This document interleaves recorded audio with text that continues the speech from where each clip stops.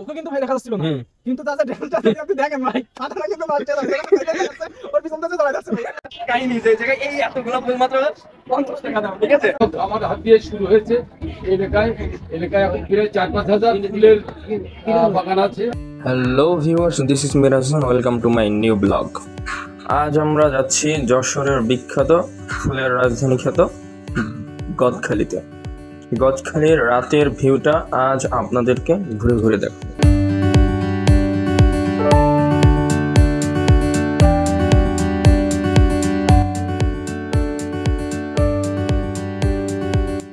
যাওয়ার সময় রাস্তায় চোখে পড়ল বাঁশের দ্বারা তৈরি দোতলা একটি ক্যাফে।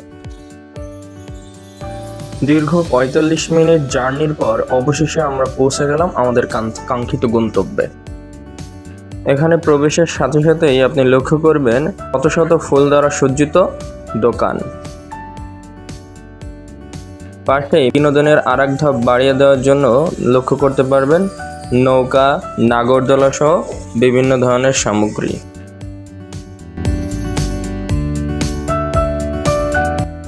ঘুরতে ঘুরতে আমরা একসময় একটি দোকান থেকে কিছু ফুল সংগ্রহ করলাম।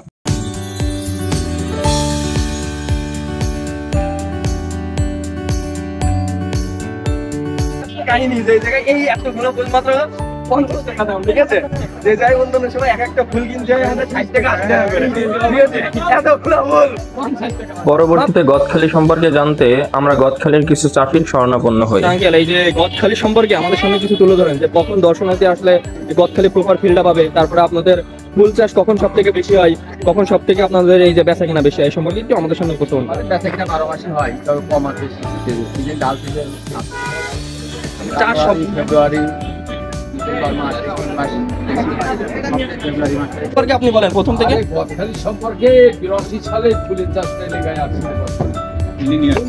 গদখালিতে 82 সালে 1982 তার থেকে 43 বছর 44 বছর আমি ছিলাম।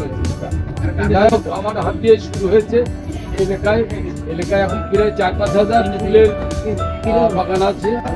চাষি আছে অন্তত না হলো 10 লাখ শ্রমিক আছে এই ফুলের সঙ্গে জড়িত।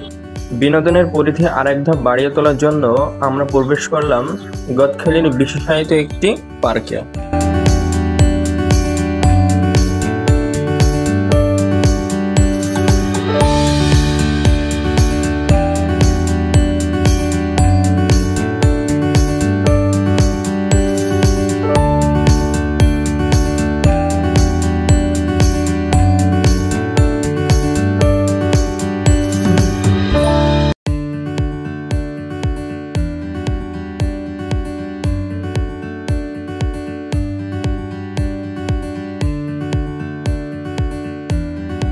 গদখালি সম্পর্কে কিছু জানতে আমরা এই পর্যায়ে এখানকার কিছু দর্শনার্থীর সাথে কথা বলি। আচ্ছা ভাই, এই যে টিকটক ম্যাশিং সম্পর্কে তো জানেন যে গদখালিতে কিছুদিন আগে একটা টিকটক ম্যাশিং ভাইরাল হয়েছে, ঠিক আছে? এই টিকটক ম্যাশিংটা গদখালিতে কিরূপ প্রভাব ফেলছে, যদি এই সম্পর্কে আমাদের সামনে কিছু বলেন। সত্যি কথা বাংলা ভাষায় বলতে গেলে ভাই, আমাদের এখানে আমরা মনে করেন আমাদের যে বাংলাদেশ জি, জি। লিটারাল দেশ, এটা মনে করেন যে আমাদের এটা কিন্তু মুসলিম কান্ট্রি। জি জি জি। এটা মুসলিম, এখানে মনে করেন 90% কিন্তু মুসলমান।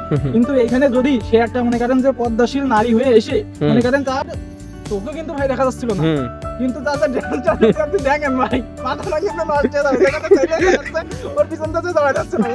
ভাই গদখালি আসলাম, তা অনুভূতি অস্থির। এই জায়গায় যে সব থেকে কোন জিনিসটা বেশি ভালো লাগছে বলেন? থেকে ভালো মনোরম পরিবেশ। মনোরম পরিবেশ। ভিউয়ার্স, আমাদের আজকের আয়োজন এই পর্যন্ত। আবারও হাজির হব আপনাদের সামনে নতুন কোনো দিন নতুন কোনো আয়োজন নিয়ে। ততদিন পর্যন্ত ভালো থাকুন, সুস্থ থাকুন।